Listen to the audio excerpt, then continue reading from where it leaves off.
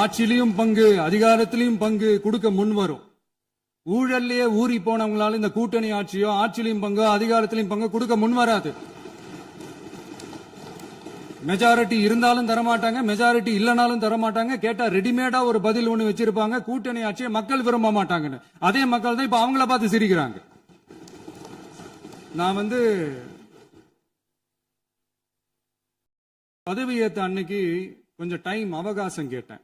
எதுக்கு கேட்டேன்? நிதி நிலைமை எல்லாம் கொஞ்சம் மோசமா இருக்குது, அதெல்லாம் கொஞ்சம் சரி செஞ்சுக்கிட்டு படிப்படியா கொஞ்சம் கொஞ்சமா நான் கொடுத்த வாக்குறுதிகள்லாம் செயல்படுத்துவேன், அதுக்காக கொஞ்சம் டைம் அவகாசம் கேட்டேன்.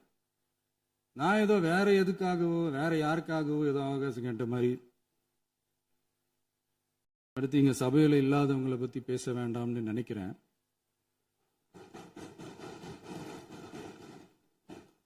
இங்க நம்மளை பத்தி அவதூறு பரப்புறதோட மட்டும் இல்லாம இப்ப நம்ம மக்கள் மேலேயும் அவதூறு பரப்ப ஆரம்பிச்சிட்டாங்க.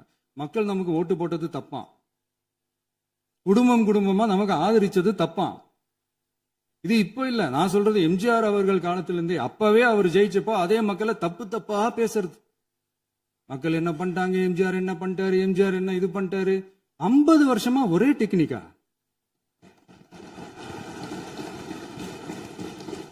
டெக்னாலஜி எல்லாம் மாறி வேற எங்கேயோ போயிட்டு இருக்கு. பஸ் இதுல கொஞ்சம் டெக்னிக்காச்சும் கொஞ்சம் மாத்தினா கொஞ்சம் நல்லா இருக்கும். அதனால மக்களுக்கு யூஸ்ஃபுல்லா இருக்கிற மாதிரி இந்த ஆக்கப்பூர்வமான கருத்துக்களோ ஆக்கப்பூர்வமான யோசனைகளோ இருந்தா சொல்லுங்க, அதை நாங்க டெஃபரெண்டா எடுத்துக்கிறோம். ஆனா அதை விட்டுட்டு இந்த நக்கலு நையாண்டி சம்பந்தம் இல்லாத பேச்சு இதெல்லாம் பேசிட்டு அப்புறம் முதல்வர் பதில் சொல்லல, முதல்வருக்கு பதில் சொல்ல தெரியல அப்படின்னா